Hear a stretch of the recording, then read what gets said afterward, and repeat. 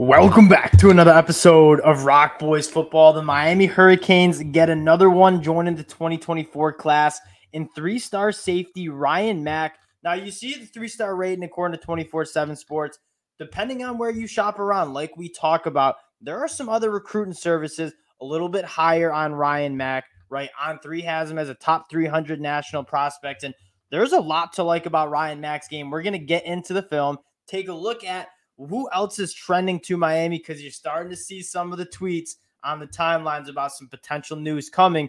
And then just talk about, this is a guy that three-star according to 24/7 Sports, but you see the offer list: Florida State, Penn State, Alabama. This guy can play, and we're going to talk about him. Before we do, though, just want to say thank you to you guys, and especially the Miami fans. You guys have shown a ton of support to the boys as we've been talking recruiting, trying to stay on top of all the commitments. And we appreciate you guys checking us out. So if you like the updates, you like talking recruiting, consider subscribing to the channel. We appreciate all the support you guys have shown. And without further ado, let's get into Ryan Mack, who I love it. St. Thomas Aquinas, Miami fans know this. If you get kids from St. Thomas Aquinas, they're going to come in ready to play college football. That is one of the powerhouses across the country at the high school level. And Ryan Mack's a guy that I will just jump right into the film here. There's a lot to like. Projected to play safety, and looking at some of the traits, like he's got to put on a little weight, 160 pounds, 5'11". He's going to fill out the frame. I think we all know that. You see plenty of kids come in that weight. They get up to around 180, 185. He'll be fine there. Some of the stuff you can't really teach, though, 10.86, 100-meter dash time. So when we talk about being a versatile defensive back, being able to play boundary cornerback, being able to play nickel, being able to play single high safeties, kind of center field, he has the range and that athleticism and the speed to do all of that. The thing I like the most, and we'll fire up the film right now, he played mostly, this is at one of the best programs across the country at the high school level, plays mostly boundary cornerback, and you see him do it perfectly. Very comfortable in zone coverage, but you're also going to see him be very comfortable in man coverage as well, right? Press man coverage right here against a bigger, more physical receiver, and he can be physical too. So he might be only 5'11", 160 pounds, but he can play press coverage, put his hands on you, and kind of play that physical brand of football that you like to. Look at that. Put him right on the ground. He's going to end up making the tackle on this play as well. That's what you love the most, right? A lot of safeties really struggle to come into the box, and you have to play man coverage against a guy in the slot. You're not going to have a problem with Ryan Mack in terms of that. And again, really comfortable in zone coverage. When the football's in the air, he goes, plays it at a high level.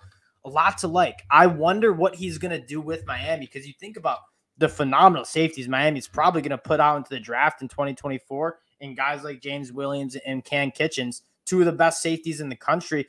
I wonder if Ryan Mack is going to stick at that safety spot, or are they going to put him in more of that nickel role? And that's one of the things that, in my opinion, you see him playing pretty much exclusively boundary cornerback for St. Thomas Aquinas and mirroring a defender. That is a long time to stand a defender.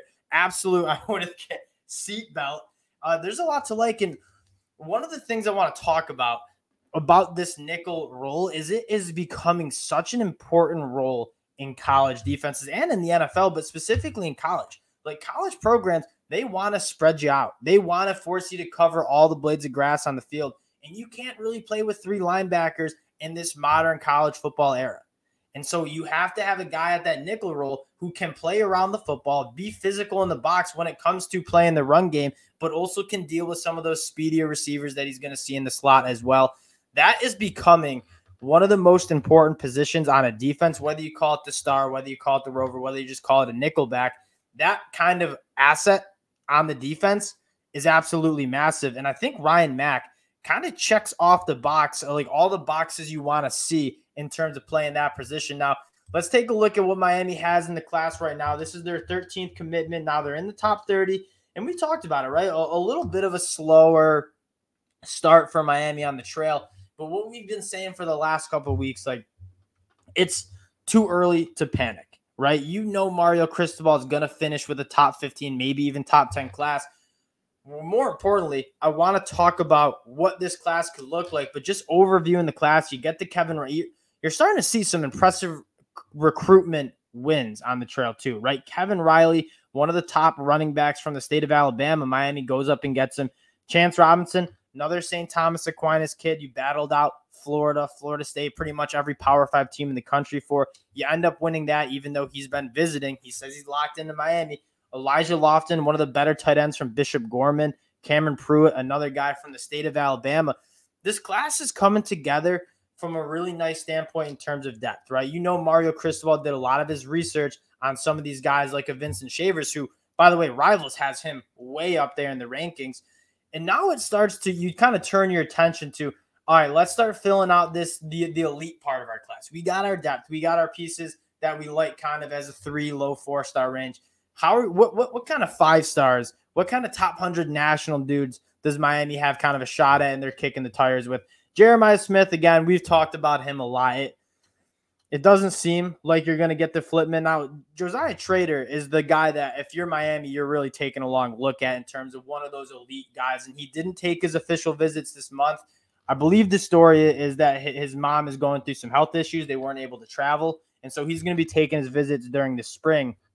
Josiah Schrader, from that area, he is probably the biggest target for Miami in terms of a playmaker at the wide receiver position that Miami's going after. But going down the list, Asandre Afau, yeah, I know Utah is really in it. I know Oregon. He's all the way out on the West Coast. He makes the visit down there. Alex Mirabal, again, Mario Cristobal and Alex Mirabal have been a tag team with recruiting offensive linemen. I certainly think they're going to be in it on him. And one of the stories for Miami is I think that you might see this recruiting take off just a little later than you might think, right? I think when Miami starts winning some football games in the fall, right? Keep in mind, they went 5-7. That team is not attracting 5-star talent with their performance in 2022. Myself, a lot of other people higher on Miami heading into 2023. You get rid of Josh Gaddis. The offense should be running.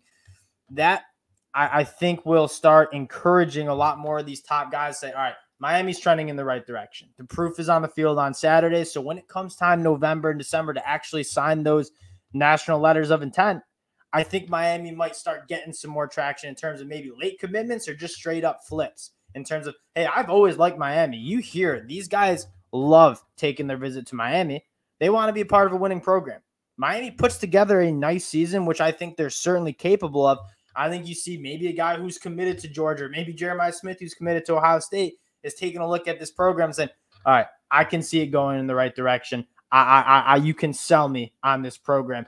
As of right now, might be a little bit harder, but when you start winning games in the fall, that's where I think this recruitment might kind of pick up for Miami in the 2024 class. But going down the list, again, Miami in it for a lot of guys. The next guy we might be talking about is Jacob Barney from Miami Palmetto, right in their backyard. He's going to play wide receiver, plays both sides of the ball. Very, very talented athlete. I know Nebraska's in on it. I know Texas A&M's in on it. Believe he's committing July 1st. That might be the next Miami commitment, but Miami's starting to get some traction on the trail, so you might see some commitments before July 1st, but he's a guy to keep your eye on.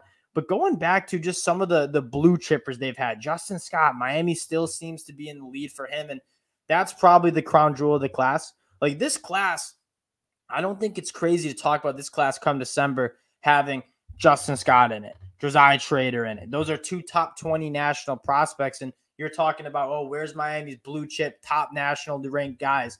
Those are the guys. They're just haven't committed yet, but I think Miami's in a really good position for both of those guys. Moritz Schmoranzer, very interesting story from Germany. I think it's between West Virginia and Miami. It's a weird offensive line class. He's a guy with a ton of traits. You probably got to get him in there, get him coached up.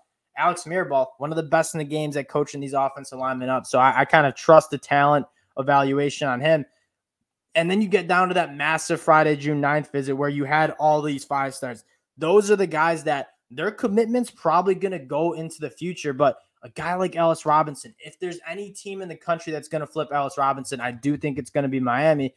That might be one of those circumstances where you got to sell him with the on-field performance. If this Miami team starts winning some football games in the fall, Ellis Robinson, maybe a Dylan Stewart or Colin Simmons or maybe even David Stone. David Stone is a hard guy to get a read on. Those are the guys that, oh, all right, Miami's starting to win some games. I can see myself in there too. Aiden Breland probably could put that in there. LJ McCray, believe he's making his decision in July, but I know Miami's kind of in the thick of things for him.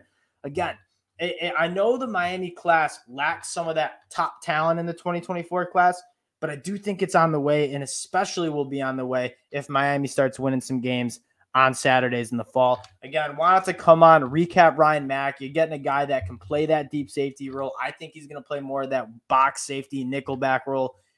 Really talented player from St. Thomas Aquinas, which you absolutely love. So wanted to hop on, talk a little Ryan Mack. Appreciate you guys checking us out again. The Miami fans, you've been rocking with us. We appreciate you guys, and we'll talk to y'all later.